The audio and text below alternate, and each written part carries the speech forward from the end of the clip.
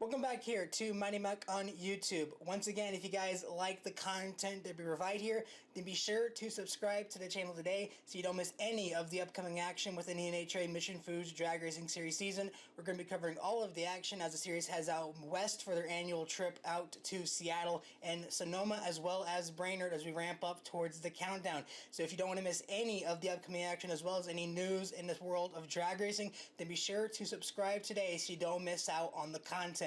And without further ado, let's get into the video.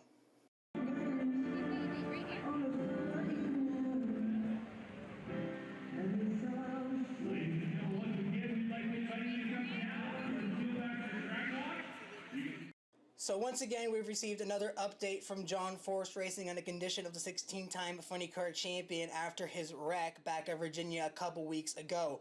Once again, we are going to read the statement in its entirety, and then we can begin to look forward as to what this could mean for the future of John Force Racing. But I'm not going to begin to speculate too much on what's going to be going on with John himself.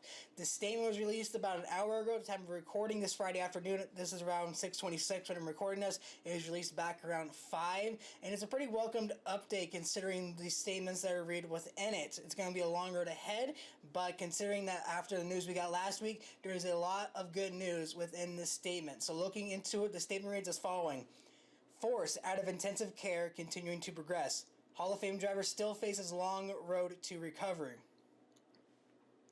Less than 2 weeks after drag racing champion John Force suffered a traumatic brain injury, among other injuries that included a fractured sternum and a right wrist injury following an engine explosion that sent his funny car into a concrete guardrail at over 300 miles per hour. Doctors acknowledged his positive response to treatment. He was moved out of neuro-intensive care into acute neuro care at the hospital where he was transported by air ambulance on June 23rd. The latest upgrade was welcomed by Force family members who have maintained a presence at the hospital since the 16-time NHRA champion's arrival, but medical professionals emphasized once again that the journey ahead will be a long and difficult one.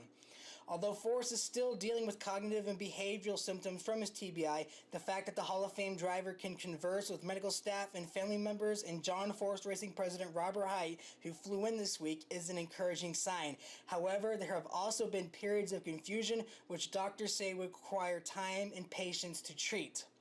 Also noteworthy was the fact that the 75-year-old grandfather of 5 has regained his equilibrium to the point that he has been able to start walking with the assistance of medical staff members. According to the family, the next step for the man whose career has spanned 6 decades likely will be a move to a long-term facility specializing in TBI and associated symptoms. A time frame for that move has not yet been determined. So, a bit to unpack from this one. There was a bit of a more update on the injury. Not only the fact that we already knew about the traumatic brain injury that was revealed a couple of statements ago last week before Norwalk, but now we know that there's also a fractured sternum and a right wrist injury. So not a surprise considering how brutal the impact was against the walls. After pretty much hitting both ends of the wall, crossing the center line and hitting the left lane wall, then coming back across to hit the right lane wall.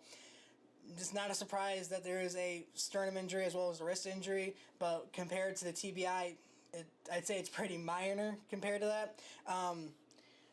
But again, considering that 2 weeks ago we were talking about John Force was only able to really respond to commands from doctors by moving his fingers, he wasn't able to talk or even open his eyes, to already be at the point where he is able to stand up on his own and walk with the assistance of medical professionals is a huge step in the right direction for John on his long road to recovery to be able to come back to the drag strip.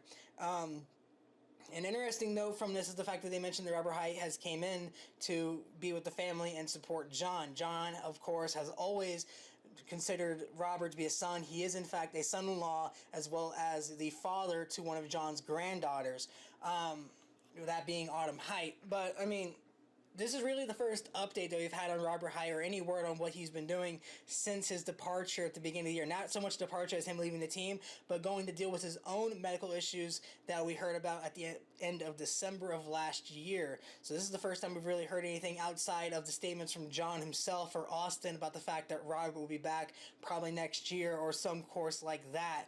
So to hear that he's there is a really welcome sign.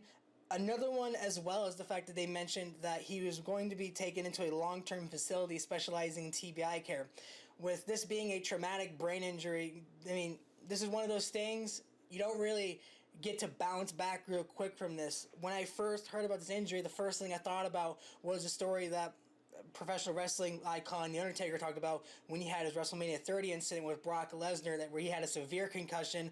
A lot of the stories that he told is kind of similar to what I was feeling when I was reading the incident on John. I'm not saying that's going to be the same thing, but I mean, that it's a very serious injury to have. It's one of those injuries that people talk about all the time. When you have them, you don't get to be back to 100%. You get to be as close to 100% as you can get, but there's still going to be that little bit of a challenge because things are going to change. It's like breaking a bone. You don't get to go back to moving your arm the same way that you have. You're going to have some differences because of the fact that they're going to heal differently than as they normally might have. So again, this is going to be a very long road to recovery after last week as well. But a huge step in the right direction to be taken out of intensive care and moved into acute neurocare. That is a very much welcome sign. The progress has been huge so far, but again, this is going to be a very, very long road before we really even get to talk about John returning to the track. So again, be sure to send your, as you guys have always been since the beginning of this, I've been seeing in the comments. I do read every single comment that you guys leave, and I have seen it, and I'm assuming that the John Forces family might have seen some of it as well. Please just give them your thoughts and well wishes. This is going to be a very challenging time for all of them. To have Robert Height there is going to be welcome to all of them. But again, continue to send you guys their loves. I know you guys want to know as many updates as you can, but you got to remember, this is a father and a grandfather of 5. This is going to be a very, very tough couple of months for the John Force family. It was extremely challenging for a lot of people in the NHRA world heading into Norwalk because of the fact we didn't really have much update. When they got the update on Sunday morning, as Bob Taskett III said in his post-race interview, it was a very welcomed weight taken off of their shoulder because they could get back to work. But even then, he was still very much emotional when asked about what John meant to him. And that's kind of a message that is felt throughout the entire pit area. Everybody pretty much has a story of how John has affected their life, even down to the pro stock ranks, what Erica Enders has said in the past as well. So this news is going to hit the drag racing world hard, especially in the pits, and it's going to be a very troubling time for a lot of people as they move forward with this. It was extremely emotional as well on Sunday at Norwalk when they had the track walk, seeing John and Brittany's car being towed down the racetrack to lead the parade. I mean, it was just a very tough, I was not say much tough weekend, but emotional weekend to see the Get Well Soon banners, to see the outpouring of support from the fans as well as the pits. You look on every single car up and down the pits, every single one of them had a Get Well Soon John sticker. I remember Erica wrote on her back window to Get Well Soon, as well as the fact, I mean, even on the wall between the lanes, they had a sticker on that wall. So this has been an extremely challenging weekend. I can't even imagine how troubling it was for John because, as many drivers point out, that Norwalk is one of his favorite tracks. So to miss that and to more than likely miss Night Under Fire is going to be a huge hit to him personally because of how much he loves going to that facility. Man, it's just been a really tough week, but this news is going to be one that the drag racing world is going to be very happy to hear. And on behalf of everybody here at Mighty Mac John, we are wishing you the best, and we cannot wait to see you get back to the racetrack when you are ready to. That's going to pretty much wrap up the video here. Again, if you guys like the content, subscribe to the channel today. Be sure to follow me on social media pages, Mighty Mac 03 on Facebook, Twitter, Instagram, and TikTok. And until next time, this has been Mighty Mac, and we will see you in the next video.